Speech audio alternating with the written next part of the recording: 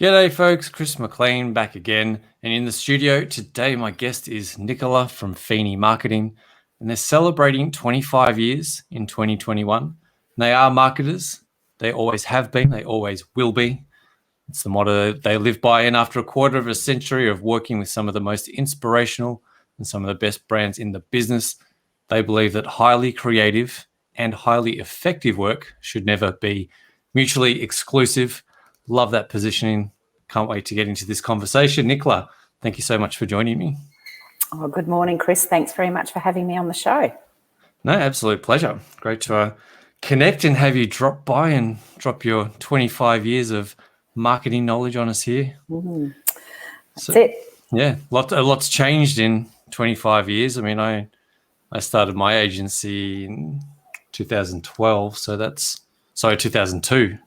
So 20 odd years, but you got in a little bit before that. Before we sort of get into maybe sort of what's changed over that time, where and how and why did Feeney come into existence? Where did you start your marketing journey? Well, I started in 96, which is, seems like a lifetime ago now. I had been in the workforce working for some international brands. And then, of course, I went on maternity leave, and the business I was working in at the time was moving a long way away. Second child, there wasn't the I suppose the entitlements that are around at the moment. So I thought, you know what, I'm just going to have to go out and consult just to keep my hat in the ring. I didn't want to have a career that was surging and then find that I dropped out of the workforce, which is so sadly, and in a lot of cases that does happen to women because someone has to have the baby. So unfortunately, can't be us. We can't really help with that part. Unfortunately, you can do as much as you like, but and physiologically, there's just no way around it. So, with a very supportive partner, I was able to leave, and I left with two clients, not from my work, but different clients. And I started the business as a consultant per se. And so I was able to, help the two clients that I had, just strategize and work out the best pathways for their businesses and brands. And then, of course, after 5 years of doing that and gathering more and more clients, a lot of those clients would say, well, can you do that? Can you do that element of, copywriting or design or whatever? And so I started to work with contractors. And then, after a period of time, I thought, I may as well have real skin in the game and start hiring people. Yeah. So from there, it morphed into a small agency. And today we've got eight of us. It's a busy little studio we run now. Yeah, amazing. And are you essentially sort of full service marketing? What's the suite look at it, and the sort of product and service suite look like for you? So because the business primarily started the foundation as a consultancy, we do a lot of that early work with the client. Okay, so consultancy looking at, and we tend to, wipe the slate and look at everything that they're doing. And then from there, we can take it right through to creative, to media, to implementation, and now we actually manage campaigns as well. Right. So we are full service. We do also partner, like if we have some, really, Monty film work to do, then we partner with third party, just because our motto is better on purpose. So we use the best there is, and if we don't have it, then we recognise that we have to go and partner with someone that can do it better than we can. Yeah, amazing. So really, is that it? That end-to-end full life cycle journey from that strategy right up front? Who are you? Who are you targeting? Where are we going? All the way through to the finished campaign and the targeting and the tracking and everything that happens on that sort of back end. Yeah. Amazing. And is that, I imagine that journey, that end-to-end, the ends have shifted a little bit in the last 25 years. I'm imagining 96 and early 2000s. Yeah. Like social and digital Facebook campaigns did not exist. So how have you seen that sort of, how's that happen? How have you seen your sort of clients develop in terms of the work that you're doing over that couple of decades? Well, typically, when the World Wide Web hit and everyone wanted a website, that was kind of that first iteration of how are we going to get online and how we're going to actually have a presence, a profile online, and then of course we were hit with the social media channels and platforms. And I think what I've seen, like if I always like to look back and retrospectively look at how the world is of marketing, and I think what we're actually seeing now is a real change in the market. I think we're trying to educate our clients that what's the point of social media if you're not doing it well? You have to really anchor down as to what you're actually trying to achieve. And the reality is marketing covers so many elements, right through from research, from new product and service development, right through to launching something very, very well. And then from there, making it grow. And so for us, social media and digital isn't the holy grail. It's very, very important, but there's other elements that exist outside of that. And it's really important for people to actually recognise that. And I think the one thing that I've found in the industry that has developed prolifically is specialist digital agencies, which are very, very relevant and very important. But there's also some elements outside of that you need to look at.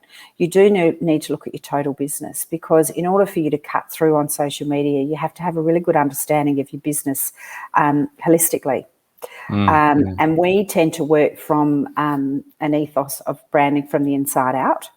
So we look at the operational structure of a business and we'll say, well, who's doing what? What are their job titles? How do they feel about the culture? What's your brand stand for? What is your purpose? And yes, you can post as much as you like on LinkedIn and social media, but there's also other elements that you need to be doing. Those touch points are very varied. And I think it's taking businesses a bit of time to catch up with that. They're thinking, and particularly with COVID, they're thinking we've got to get online, we've got to do digital, we've got to do this, and they do. Don't get me wrong, it's very important. But there's other elements you also need to cover off before you launch into that, because digital and social, you're online 24/7. Once you say it, you can't take it back. Once you put it out there and position it, you can't take it back. And what my mother used to say is some things cannot be unsaid and some things cannot be unread. So I think it's really important that businesses really take time to just pause and consider what their actual journey needs to look like, where they need to position themselves, and above all, what's the purpose? I know it's overused now. We've been using it for about 2 years, but everyone's talking about brand purpose. And brand just isn't your product and service. It's not just that. It's actually the people within your business. It's actually how people perceive you from the outside. It's how people perceive you from the inside. So there's a lot of things that, the psychology of branding, I think, is often missed when people start to just, prolifically post about, their wins and, how they're conquering the market. And, the consumer and the customer really isn't interested in, just hearing about your products and your sales. They're interested in a lot more than that. Yeah, I think it's a really interesting perspective. And I think that obviously comes from having a legacy in the industry, but also coming from a traditional, almost old school these days marketing perspective, right? What are the fundamental basic marketing principles that you need to do as a business? And like you said, marketing isn't just your Facebook feed. It's not just how well designed a post is. It's not even your content strategy or content structure. There's that internal marketing aspect as well, right? How do your people talk about your business to their friends? What's the culture? What's that? How do you talk to your own people? What's the vision? What's the mission? Is there a purpose? All of that stuff then becomes, you externalize that, right? That internal thing kind of then gets externalized. And then that's the thing that sits in the perspective and the mind of the consumer, which then creates brand. And so that's kind of all of that adds up to it. If you're saying something online, then someone picks up the phone and calls your call center and has a completely different experience. Absolutely. And the journey needs to be about your staff too. Like, we're really transparent with our staff. We have, catch-ups. We have, formal check-ins. We're always telling them about, what are we going to do? Like, 18 months ago, I said, right, this is what we're going to be doing. And in the next, 12 months, we're going to do this. We're going to buy a building. We're going to own the building. We're going to do this. We're going to hit these markers. Our revenue is going to reach this. These are the industries we're targeting. Why are we targeting these industries? So I try and impart a lot of knowledge to my staff, and there's always a risk associated with that, because I think the marketing and digital space at the moment, there's a lot of, they talk about the gig economy. I don't want my staff to be transient. I don't want them to come in and think, I'll get a couple of years and then I'm going to go somewhere else. So it's really important for my senior team, and their KPI is hold on to your team. Hold on to the people that we employ. We don't have a tagline, better on purpose, for any reason but to make sure we can't actually achieve that unless we have the best people in the business. We want to be an agency where people come to and say, we want to work for you. So for me, I suppose being a bit of a matriarch in the industry, it's about, imparting that knowledge to my team and really mentoring my senior team and making sure they're really good managers of people, because the reality is everyone in my team is under 32. So I'm the nana. And I'm quite happy to have that mantra, but, but I think it's really important for them to, and I don't actually employ casuals. Everyone in my team is permanent. And the reason I do that is because they need to know that I've got their back. I'm actually have skin in the game. I actually, we have brackets for salary increases. We have progression in terms of professional development, because at the end of the day, I'm not Feeney Marketing, my team is Feeney Marketing. So it's a really important, I think the industry itself is very unregulated. There's very, very little regulation in digital particularly. And it's, and there's a lot of, businesses that, we're going to turn your business $1 million, in the next 6 months. All you have to do is put some Google ads up. Well, the reality is that doesn't happen. And so we need to really have that really solid understanding across all levels of marketing. Yeah, you're 100% right. And it comes up a number of times here on the show with a lot of people that are out there like yourself trying to do the right thing in the market, that understand this stuff, but the barrier to entry to, hey, I know how to do Facebook ads now. Now I can go out and sell and I can get clients. And then they're churning and burning these clients, and clients end up going, well, this doesn't work stuff, and I'm not going to do that anymore. Or that then sets their expectation that everyone's out to get them and that digital are sharks. And so it's very important that there has to be that client education, as you're saying as well. Absolutely. And case in point, we're actually speaking in a couple of weeks to a large group of SMEs, and our topic is marketing doesn't work. And, it's a bit of a clickbait thing, but we're going to take them on the journey that, marketing is more than what, it's not tactical. Yes, you can do those campaigns. You can actually have those comms ready and raring to go. But marketing is not just a one-off tactical or just being tactical with, telling people about your products and how good you are. Marketing is much, much deeper than that. It's that depth of knowledge. It's that depth of strategy that you really have to get right.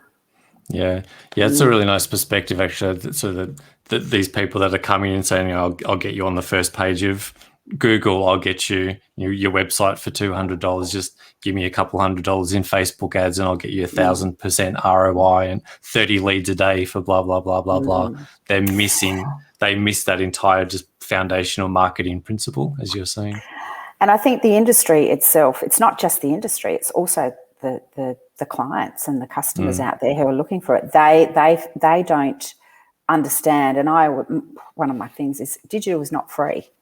You need to pay to play in this space. You cannot just do it yourself. And the analogy I use, I often speak to boards and I often speak to, CEOs, and I say, if you were going to do a print campaign, full page print campaign over, the next six months, and you were going to have a full page ad in the Australian or whatever leading newspaper there is, would you give it to Frank because he reads the paper every day? And say, Frank, you read the paper every day, you're across it. Would you, just put something together for us? Whip up an ad for us, because it's going to cost us $20,000 to put it, nationally across, all the states, just for one, and we want to do it 6 times. So just, if you wouldn't mind, because you read the paper all the day, just whack it together for us. But what they do is they say, look, Johnny, he's always on Facebook. He's constant. He knows what he's doing. Let's get him to look after our social media and our communication online. It's like, what are you doing? Like, this is crazy. Yeah. It's crazy town. So yeah, and what you're doing is you're taking someone away from their actual job and you're using that resource to do something that they don't actually know what they're doing. Or just update our website for us and do some blogs. It's like, oh my God. It's crazy. And when you put it in that way, people go, yeah, that's actually true. So over the course of 2 years, when they've been slogging away trying to get, some kind of positioning online, they've taken Johnny or Frank or, Cheryl or whoever away from their job to do. If they added up that time and they added up that resource, the expense is ridiculous for the output. It's just not there. Yeah. So Yeah, it's a massive lack of education, and particularly right now, obviously, because we're in the midst of it, the last 18 months has been, holy shit, I need to be online now. I've got to have my web presence. I've got to have my social. I've got to be posting daily. For local businesses, everyone now just has to, it's not a nice to have anymore. It's suddenly, if you want to be in business, you've got to have this. And I can see exactly what you're saying. I've got an auto shop. Right, my nephew kind of works for me, and he can come in on the weekends and do our website and do our social because he gets that stuff, and that'll be free. But they're not understanding that opportunity cost of that's not actually his job. And if you paid someone, an expert, to do it, they'd do it in a quarter of the time and do it 10 times better. That's it. And there's also more accountability. If you go to somebody who's actually putting themselves out there as a specialist in that field, there's accountability there. There's reporting. This is what was our objective. Did we achieve it? No, we're not achieving it. So what do we need to do to change up what we're doing? So I think that real accountability needs to be in place as well. Yeah, which really really only comes with that investment in someone that's not Johnny out the back who knows how to use Facebook. Yeah.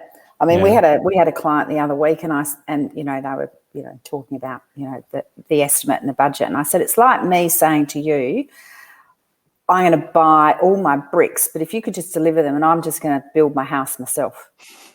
It's like, just deliver the solar panels. I'll put them up on the roof. It doesn't look that hard. Everyone's got them. I'll do it myself. And it's like, it's not going to end well, but So anyway. So it's a funny industry at the moment. Yeah, I think it's always has been. I think that the expectation, the thing that always changes, the constant, is that expectation shifts, and the expectation now is digital's easy. Johnny knows how to do it. How hard can it be? But that used to be, how hard could it be to do a brochure? How hard could it be to write some copy? How hard could it be to put an ad together for the paper? How hard could it be to script a radio ad? It's always that it's paying for creativity and inspiration. So as marketers, we're creatives, and paying for ideas. It's weird that that's still the case. It's just kind of shifted. It's digital ideas, but paying for creativity is always a weird thing. It's like paying for art. It's kind of where it's not. I'm paying for a pen. I can see it's been manufactured. It costs $1 to manufacture. I buy it for $1.50. I get that. Yeah. What's an idea worth? What's creative? That's right. Yeah. Where's the value in the IP? Yeah. Exactly. But not understanding it's taken you 25 years to have the experience to come up with that idea and know how to execute it. You're paying for the 25 years. You're not paying for the hour it takes you to conceptualize. That's it. It's the execution, and it's actually applying that thought bubble, and then rolling it out across, strategically across multiple platforms. How does it look? How's it going to get there? The production scheduling itself is, a specialist area. So, exactly. It is, very, it's a specialised field for sure. Yeah, it's being able to have the idea in the first place and then execute it into something tangible that delivers money in the bank account of the customer at the end of the day, right? That's the idea. You're turning that idea into something tangibly valuable. Yep, definitely. And I haven't cracked that yet, how you can actually, pop it in a bottle. It's a bit like reputation. I mean, how do you measure that? How do you measure reputation, and who builds that for you? Who helps you establish that for a brand? The marketing team, we would hope, and the marketing team and the people that you employ. And so, you know, after 10 years, you've got this fantastic reputation. How do you keep it? How do you keep building on it? You know, someone's worked on that. Someone's had to work on that to get it to where you are. So it's, and digital now plays a big part in that. Reputation, building your positioning, building your reputation. And, you know, as I said, you know, when we started, it's out there. Once it's out there, it's there. Yeah, you so can't untweet. There's no untweet button. That's right. Yeah, exactly. Yeah, and there's always screen grab, which we don't like. Oh yeah, exactly. Yeah. I think it's a Warren Buffett quote, or maybe it's attributed to Warren Buffett. Something like, a reputation can take 10 years to build and 10 seconds to destroy, and that's particularly that speed. You tweet the wrong thing, particularly in, you know, the environment that's grown even in the last 6 months to the last 12 months. It's everything's so PC now. Everything has to be so inclusive. To say one slightly incorrect thing, it's just that reputation can just evaporate overnight when you say the wrong thing or do the wrong thing. And I also think that's very, like, on Twitter, you can be absolutely decimated overnight. But I think with social media, it's a bit of a slow bleed too. So if you've got the wrong messaging going out there and you're doing things and, you know, it's the tone deaf, we see that a lot with, you know, particularly we do competitive analysis. We look at other brands and we think, oh, that's, you know, that's not right. And they continue to do it. So it's kind of, like I say, it's one to the head, two to the gut, you know, like don't bleed out and constantly, you know, be sending the wrong messaging out to the audience, because it's a very slow and painful way to disseminate a brand.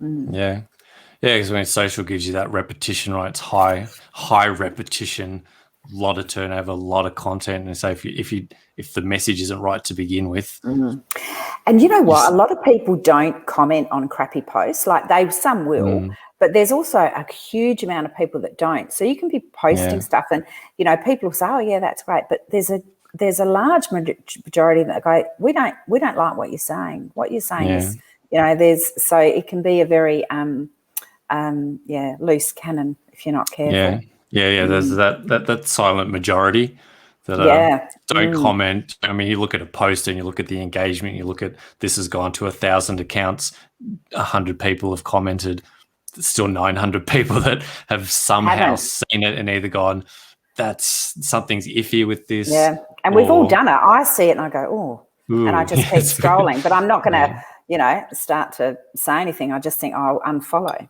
So, you know, there's a bit of that creeps in. Yeah, you've got that impression. Yeah, that's something you can't, even though it's flicking through for a microsecond, that second that it flicks up and it goes, oh, that's, something's weird with that. When that happens over and over again, like, hadn't really considered that, but with that slow bleed of, it's just that a bit of, over and over and over and over starts to decimate how you think, how you perceive that brand. Yeah, exactly. And it's such high volume at the moment with social gives you that high volume, whereas a newspaper ad, you read it, you see it in that week's newspaper, and then if it's iffy, it's kind of gone. But now it's like every second, every minute, every day. If it's off, it's off. That's it. Yeah. So those impressions are important.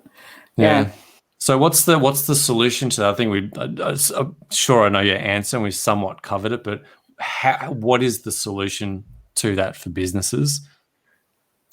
Well, I think it starts with, you know, unpacking the purpose of the business, like why you're here, why you're doing what you're doing. You can't just tell people what you're doing. We have to actually really unearth those gems in the business that we can actually then establish, you know, brand pillars. We can establish the values of the organisation. We can establish the tone of voice. We can really start to profile who is their target market. And target markets themselves, that's just a whole nother conversation. And this is where I use another analogy. I love using an analogy. You know, years ago, we'd say, you know, it's female grocery buyers 25 to 54, job done. So they would then place the media on TV. We'd put some on TV, we'd put some on radio, we'd do some in press, keep a little bit for PR, and, you know, off we go. Some sampling maybe, you know, da-da-da. Now yes, it's female grocery buyers 25 to 54, but within that bracket, that demographic bracket, there could be 12 different profiles. You got the vegan person, you got the person that, you know, is the traditionalist. You've got the new economic consumer who, you know, is harder to reach. You've got people who, you know, there's just so many. So you've really got to understand the profile of the people who you want to connect with in order to win them over and get them involved in your brand. So those kind of things, like we start, you know, with the values of an organisation, with the purpose of the organisation.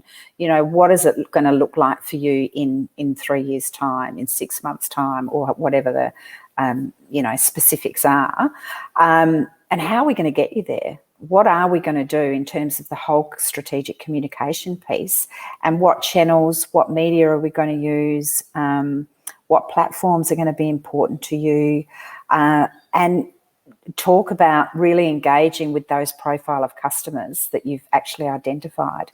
You know, so for example, we're doing some work at the moment with a like a health in the health industry, and they have, you know, a breadth of products, which most people in the health industry do. So I think laser clinics and things like that. And there's a lot of reasons why people go to those clinics. It's not just your 18 to 25-year-old who, you know, wants laser. There's a lot of other products that fall into the arsenal that they've actually got. So how do you actually tap into all of those different profiles of consumers? And you really need to sit down and unearth that in order to make sure that you're reaching the right people with the right message on the right platform with the right media. And you're measuring that to saying, you know, how are we growing this particular profiled audience, because we know they're high discretionary. We know that they, you know, love to feel good. It's not about looking better. It's about, you know, all those kind of things are really, really important to establish all those different comms, that communication and that strategy around all of that, because marketing at the end of the day is communication. Yeah. Exactly. And doing it well. Yeah. And bad communication is poor results is always a response to, or a lens into bad communication. If you're doing it wrong, definitely. It's going to show up as poor results, and instead that can snowball very, very rapidly with the accelerated world that we're living in now. For sure. So love that. Very important too. Yeah. So hopefully that answers your question. But no, absolutely. I think that's kind of way.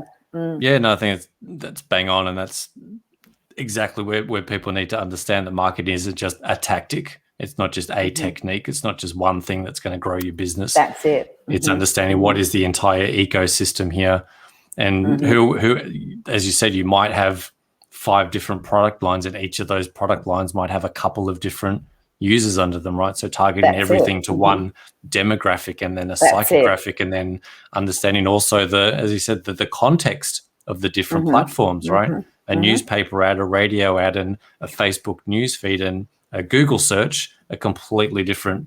The buyer's doing different things. The context shifts as well. So there's a whole mess of crap we've got to work through when we're trying to get the right message in front of the right person at the right time, like you were saying. Yeah, for sure. So that's how we, you know, I suppose start the journey with the client, is really, and being really honest with them. You know, we have people come to us and say, we want a website. And I go, I don't know whether you need a new website. We can probably work with what you've got, but, you know, why do you think you need a new website?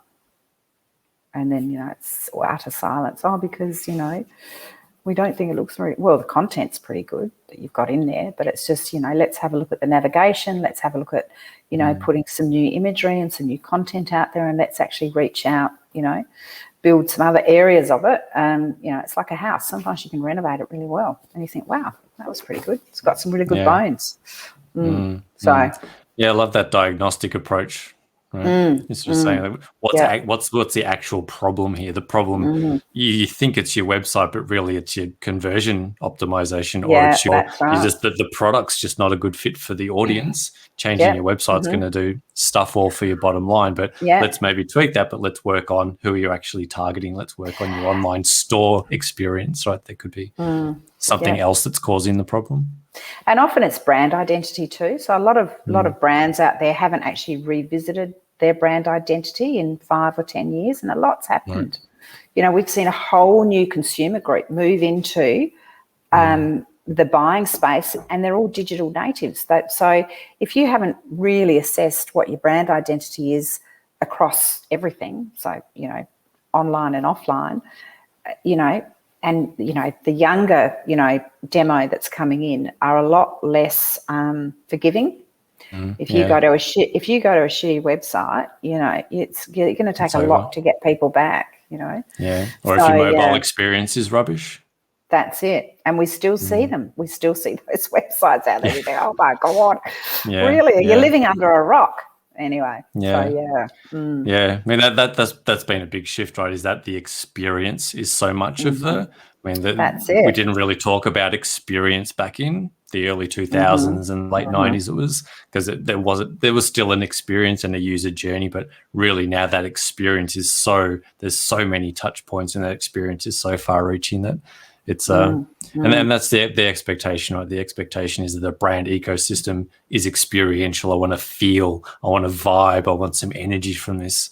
It's much more than it kind of used to be reading ad in a magazine, right? It's shifted very much. So definitely. Different game, and exactly what you're saying, people in businesses need to understand what the state of play is before you just go out and start to throw tactics at the wall and hope some stuff sticks. Yeah, exactly. Yeah. Amazing. Thank you so much, Nicola. If people do want to find out more about you, connect with you, start to get some of this stuff built into their business, where's the best place for them to come and connect with you? Oh, look, if they connect with me, they can connect direct, nicola@feeneymarketing.com.au. They can even ring my mobile. I'm happy to give that 0411 755 802. And happy to, shoot the breeze with whoever's interested in marketing or marketing their business. Amazing. Reach out to Nicola. I will drop all of the links that are on screen and Nicola's private phone number, so you can give her a yell anytime that you want. I'll drop all that in the show notes so you can reach out, get in touch with Nicola and get some of this stuff baked into your business. Nicola, thank you so much for your time. I think it was a really, really interesting deep dive into some stuff that is often missed and often neglected by businesses. Like you say, the world's moving pretty quickly, but the basic principles still apply. And you sometimes got to come back to that's the foundations before you kind of rocket ahead with stuff that might not be working. So true. No, thank you, Chris. That was great to chat. My pleasure. Thanks for being here. And thanks for everyone for tuning in wherever you pick this up from around the podcast universe on YouTube. And hey, feel free to share, subscribe, and all that good stuff. And until the next one, we'll see you then. Cheers. See ya. Bye.